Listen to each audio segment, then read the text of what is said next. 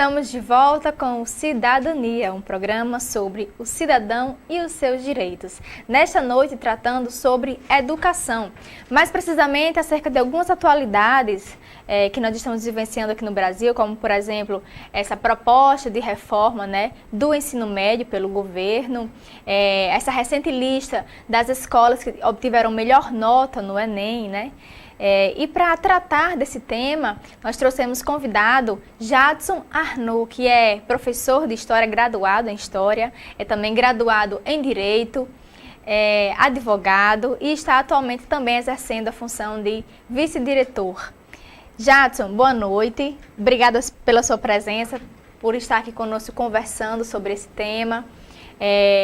Antes de fazer a primeira pergunta, você pode fazer suas considerações iniciais e logo então você responde. Jadson, a gente no primeiro bloco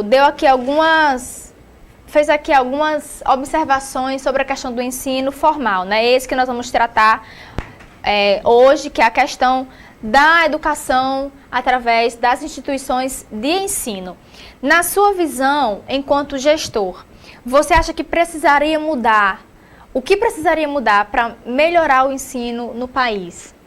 Boa noite, Joyce. Boa noite, telespectadores. Dizer que, inicialmente, é um prazer imenso estar aqui nessa bancada desse programa que, inclusive, quero revelar que sou um telespectador assíduo. Gosto demais, porque trata de temáticas que, para mim, são muito importantes, que é a questão da política, da formação política e da cidadania.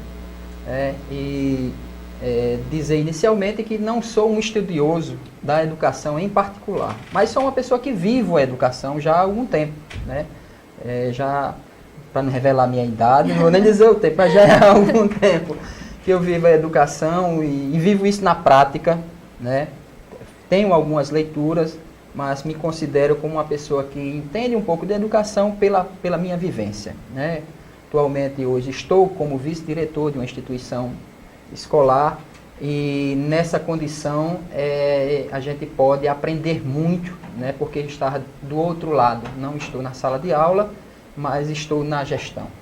Isso para mim está sendo enriquecedor demais. E discutir educação, alguém já disse que educação não é uma corrida de 100 metros, educação é uma maratona. Por quê? Porque não é algo que possa se pensar um projeto de educação para um país, para uma nação, em pouco tempo, em 1 ano, 2 anos, 3 anos, são décadas. Basta ver como exemplo o Japão, que saiu destruído da Segunda Guerra Mundial, e o Japão hoje é uma potência mundial a partir de investimento pesado na educação pós-guerra. Isso não foi feito em 1 ano, 5 anos, foram feitos em 3, 4 décadas, e a gente vai tratar disso daqui a pouco, porque tem medidas aí do governo que está nessa discussão de educação para agora, para amanhã, e tem muita crítica nesse sentido. A gente observa, Jadson, também que muitas vezes há uma ruptura nos programas, nos incentivos, Sempre quando há essa alternância de poder na democracia, a gente muitas vezes observa uma ruptura e a continuidade dos projetos, elas são importantes, Exatamente.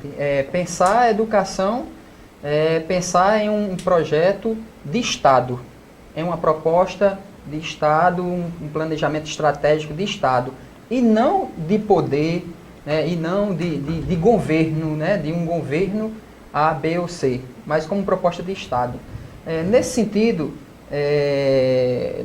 no Brasil tem se caracterizado, tanto a nível municipal como a nível estadual e a nível federal.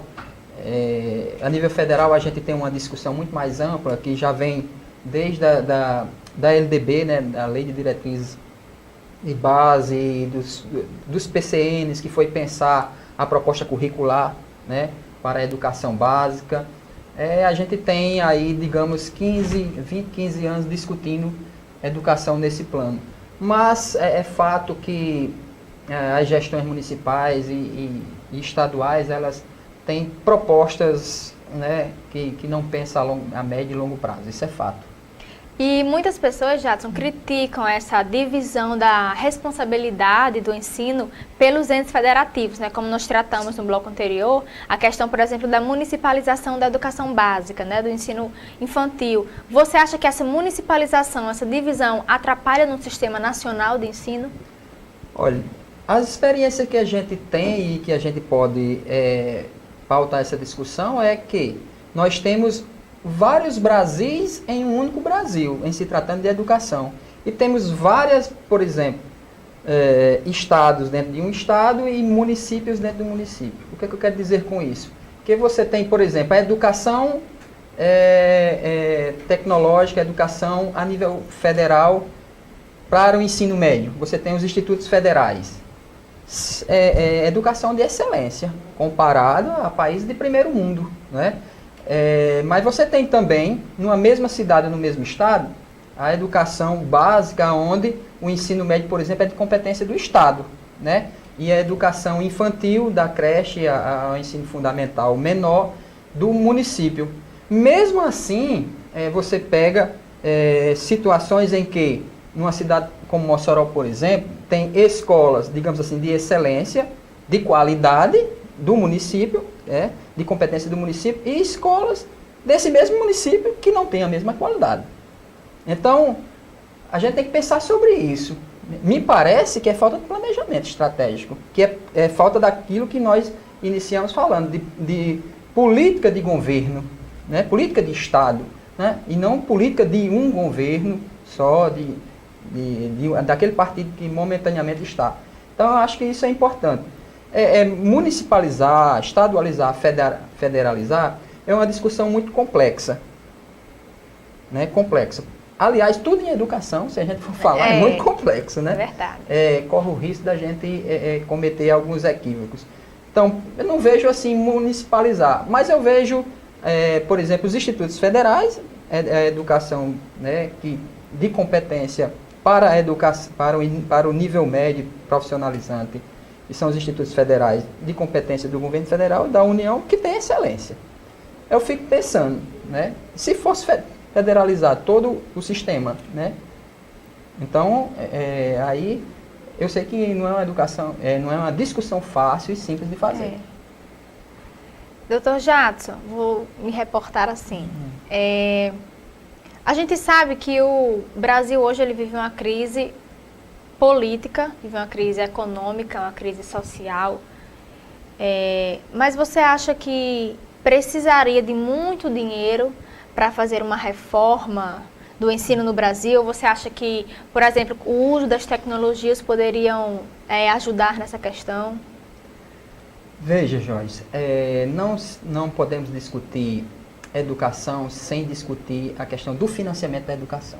Né? Isso é uma questão basilar, que inclusive esteve na cerne da discussão do Plano Nacional de Educação, que foi aprovado o ano passado, né? Que prevê para 2020, né, que o Brasil, né, para assegurar os níveis de excelência e de qualidade da educação, investimento da ordem de 10% do PIB, do Produto Interno Bruto brasileiro.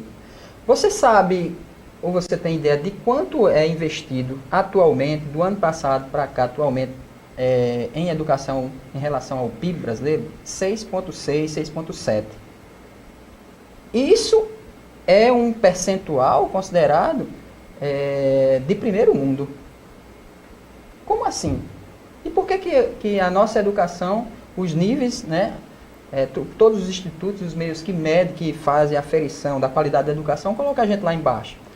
Porque aí a gente tem que analisar o aspecto histórico e a demanda. Quando você dilui essa quantidade, né, de bilhões investidos na educação per capita, aí baixa muito.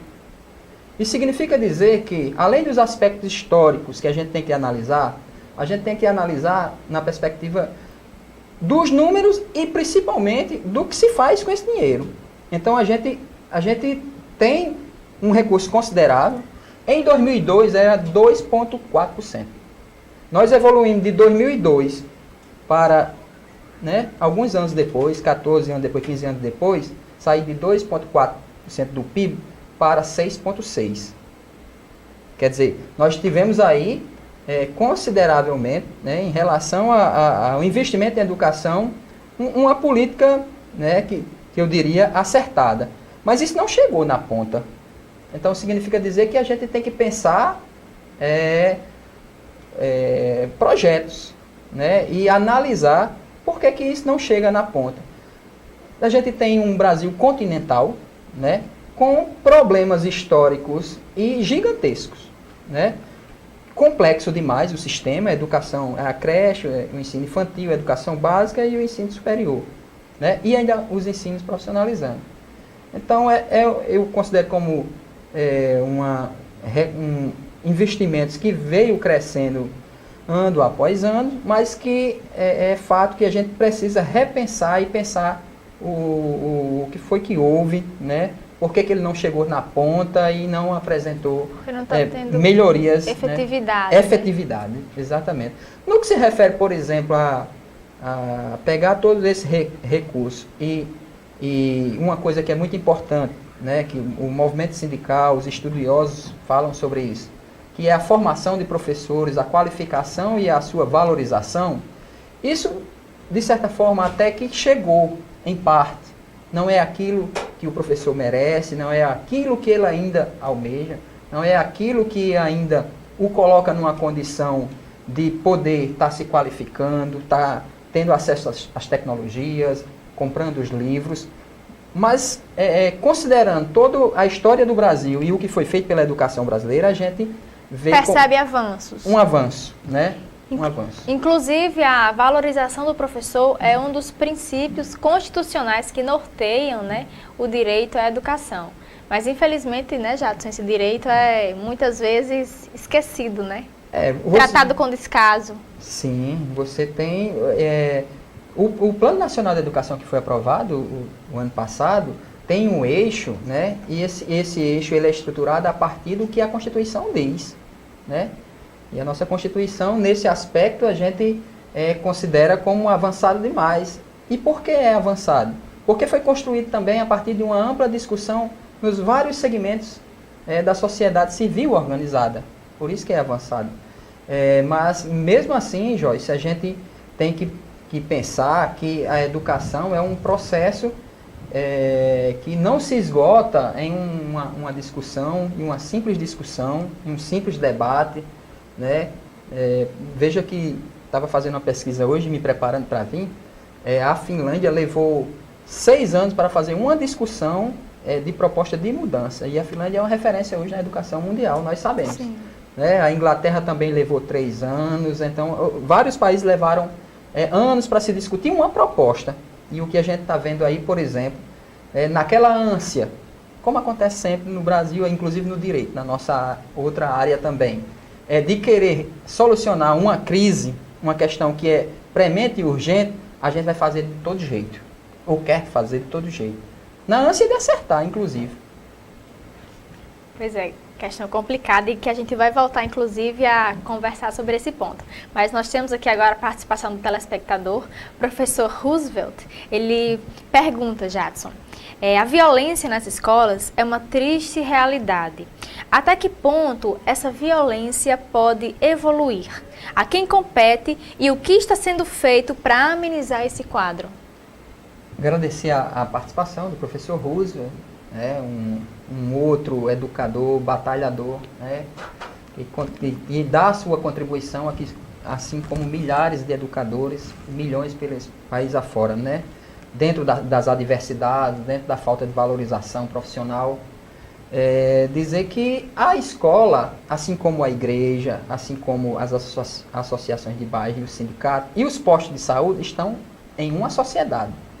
Estando essa sociedade com problema, a escola também passa a absorver também, né, esse problema. Mas é interessante que, conversando com outras colegas, Joyce, a gente percebe que mesmo a violência cada dia mais presente esteja na escola, e chegando e adentrando a escola, ainda é um espaço, um local que você pode desfrutar de uma certa e uma relativa confiança entre as pessoas. Eu fico admirado e outros professores já passaram por essa experiência, como alguns alunos que têm uma vida por demais complicada na relação com o pai, com a mãe, com a sua família, consegue conosco estabelecer uma relação amigável, de respeito, de reciprocidade, né? Tenho conversado muito sobre isso com os professores e eles também têm me relatado isso. É verdade que eles trazem, né, esses alunos, toda uma carga de sensações, de emoções, de frustrações, de fora para dentro. Uhum. O grande desafio é a preparação da escola para isso, para absorver, para, né, se deparar. Não é a mesma coisa de tratá-los, né, esse tema, esse problema, como segurança pública trata. Segurança pública trata essa problemática de uma forma, a escola deve tratar de outra, né?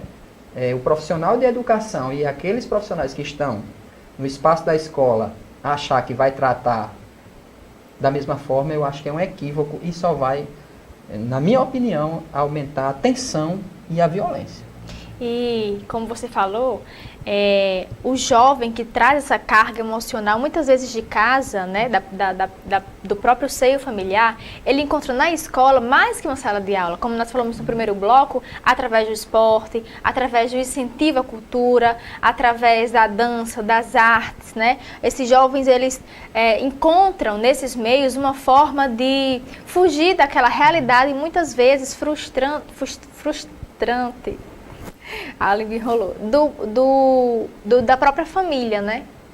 Exato. A escola acaba sendo um espaço, uma válvula de escape para muitas questões que estão colocadas para essa juventude, né? E nós, da área do direito, percebemos que a violência, ela atinge de forma bem mais de forma intensa uma faixa etária, né? Que é a adolescência até os 20 e poucos anos.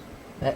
E esses agentes, esses sujeitos estão nas salas de aulas conosco também, sua grande parte. Então, é desafiador demais para o professor, para uma gestão. Eu tenho passado por experiências um tanto quanto complicadas nesse aspecto da violência, né?